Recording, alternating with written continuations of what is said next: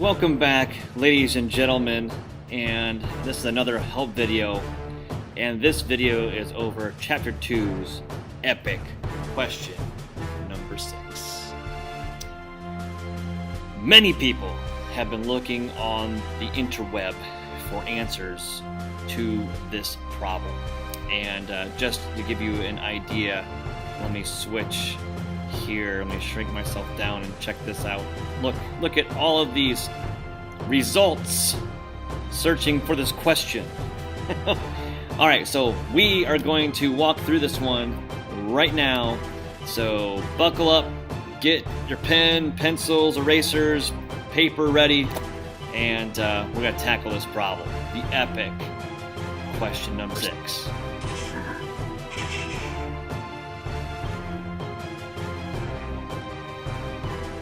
We have 3 compounds. They're consisting of 2 elements, and we're going to decompose them, and they give us the masses of the elements that have came from this decomposition. And they want us to determine several things. What are the assumptions that we need to make in solving this problem? What are the relative masses of X, Y, and Z? And then also, what might be the chemical formulas of these 3 compounds? And finally, if you decompose 21 grams of a compound XY, how much of each element is present? All right, so these are these questions. We really can't answer these until we really fulfill the assumptions to be made here, but we'll make a few starting out and we'll walk through this problem, okay? So here we go. All right, the first thing, they want us to list the assumptions that we're going to be making here. All right, so a couple things is, one, that the decomposition occurs completely. All right, we have to again make sure or assume that the entire process has taken place, and then that also that they do not react with elements in the atmosphere.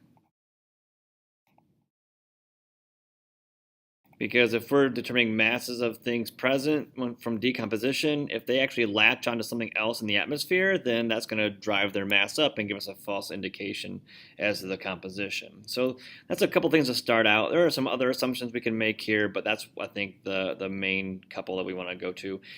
We could also talk about simple whole number ratios that will happen in terms of composition of simple compounds, but I think we don't even necessarily write that down. All right, so B, they want us to find the ratios of the relative masses of X, Y, and Z. All right, so we'll do this for each compound. All right, so in the first compound, we'll put this as first compound. We have X and Y. All right, so we'll put Y on the top and X on the bottom. Okay, and it's going to be equal to, there are 4.2 grams of Y for every 0.4 grams of X, which simplifies down to a 10.5 Y to 1 X ratio. All right, so that's so 10.5 to 1 is our relative mass for the first compound. All right, we'll put a little line there. For the second compound, we have Y and Z. All right, and so we'll put Y on top, Z on the bottom. That's equivalent to 1.4 grams of Y for every 1.0 grams of Z, which is simply a 1.4 to 1 ratio or relationship. All right, and finally, we'll squeak this guy on here. The third compound, same idea. We'll put the Y on top and the X on the bottom. And we know it's 7.0 grams to 2.0 grams, X and Y. And that's going to simplify down to a 3.5 parts Y to 1 part X. All right, so these are our relative masses, I suppose, of X and Y and Z in each of these three compounds that we're presented with. All right, so we'll draw a line here. All right, for C, they want us to actually determine the chemical formulas of the three compounds.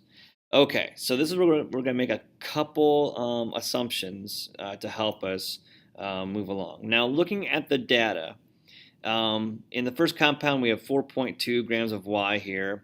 In the second compound, we have 1.4 grams of Y. And in the third compound, we have 7 grams of Y. Now, for me, it looks like, 7 is a number that will go evenly into all of these mass measurements. So why don't we, let's assume that the molar mass of Y is equal to 7.0 grams per mole. All right, now why is that? Well, because if we want to know how many moles are present in each of these compounds by composition, we can do that very easily by dividing by the molar mass, which is 7 grams per mole, so at least we're assuming it to be. All right, so that'll at least give us some point of comparison when we try to set up the ratios. And then we're also going to, let's also assume, so we're also going to assume one more thing, that the first compound formula is XY. Right, that's 1 part X to 1 part Y. And this will help us later on, but let's just make that assumption because if you look at X and Y combined, it's the one that adds up to the smallest amount of mass based on the three compounds we're dealing with, and it'll kind of help us determine like what the molar mass of X might be. Okay.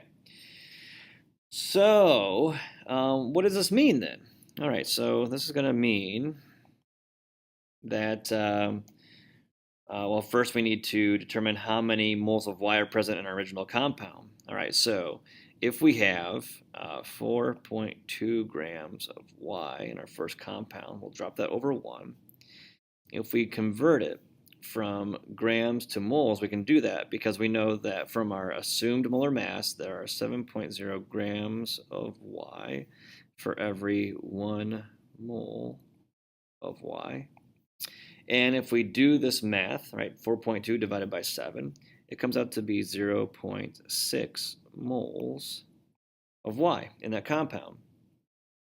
Now, why is that important? Let me grab something. Okay.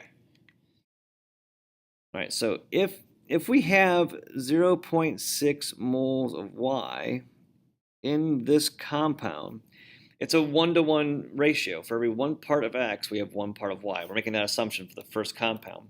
That means that I also should have, if I have 0.6 moles of Y, I should also have 0.6 moles of X. Right? And that's going to be helpful because what we can do then, we can also say then, all right, I also know that I have 0.4 grams of X in this compound. Right, and if I then say that, well, if I have 0.4 grams of X, this has to also be equal to 0.6 moles of it. So if I take this 0.4 grams of X divided by 0.6 moles of X, that should be there, it's going to give me the molar mass. It's going to give me grams per mole, right? So this is going to end up being 0.66. That's going to be 0.6 repeating, but we'll round it to the third decimal position here. So 0.667 is the molar mass, grams per mole for X.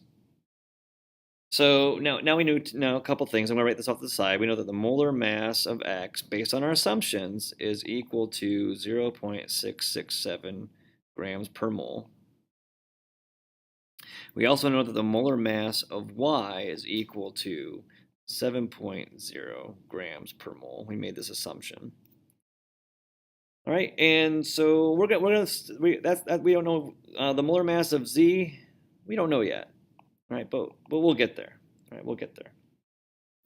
All right, so we know that compound 1 is XY. That's the formula for it. But what about the other XY compound? Can we figure that one out? All right, so let's hop to compound 3. Compound number 3. All right, so we know that as far as the X that makes it up, it's equivalent to 2 grams. And we know the Y that makes it up, we found it by composition to be 7 grams. All right, we're going to divide each of these by their molar mass. We're going to divide each one by their molar mass. So this one's going to get divided by 0.667 grams per mole. This will get divided by 7 grams per mole. All right, and this is going to result in right near 3 for our answer here.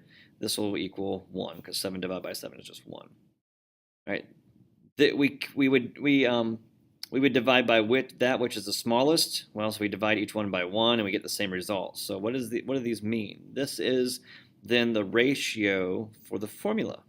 All right, so this is telling us that it's 3 parts X to 1 part Y.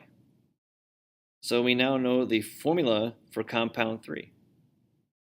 Right, this X3Y. We assumed the first compound's formula, XY.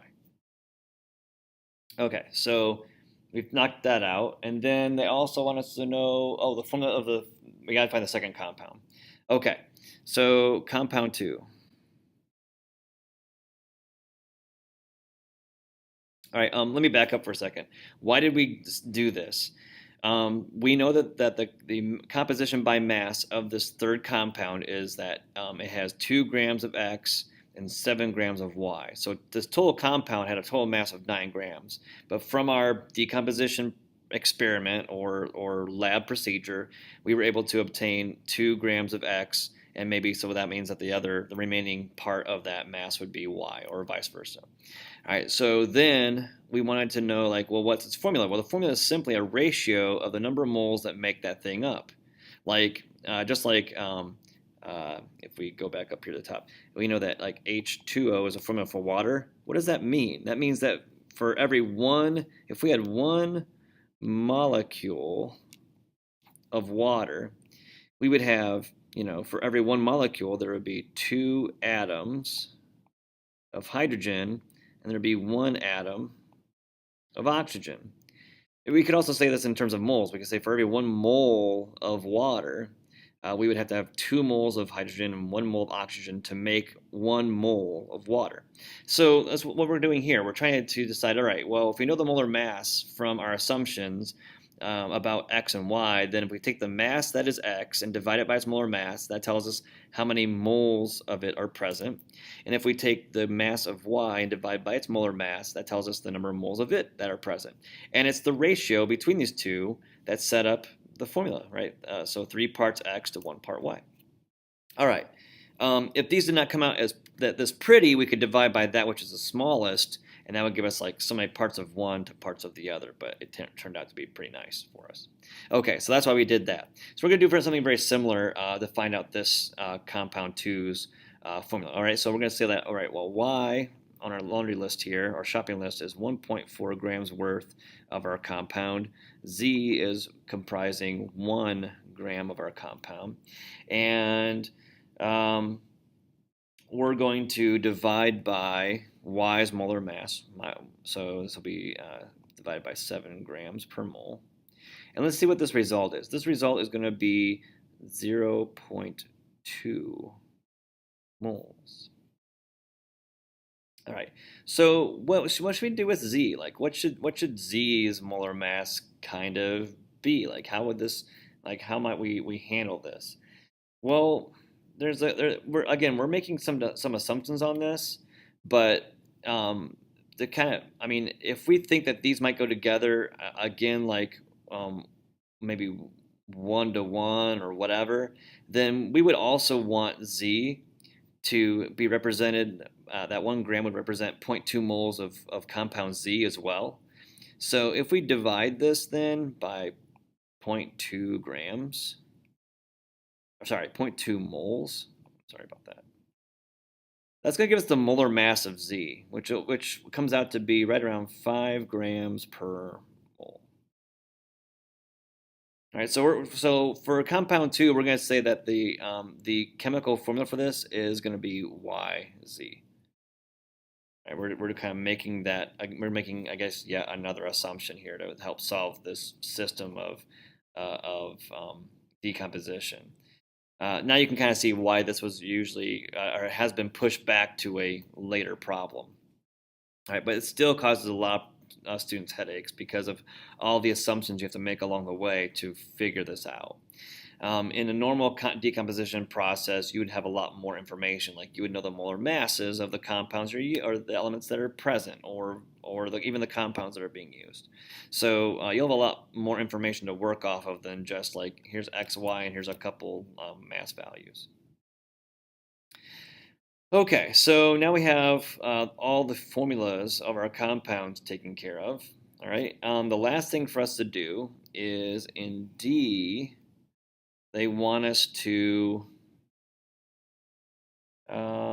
determine how much X and Y make up a 21-gram sample of the first compound, well, of compound XY. All right, so this is going to depend on your assumptions, but if we make the assumption that compound 1 is XY, then we can easily do this one. So we'll take 21 grams of compound XY.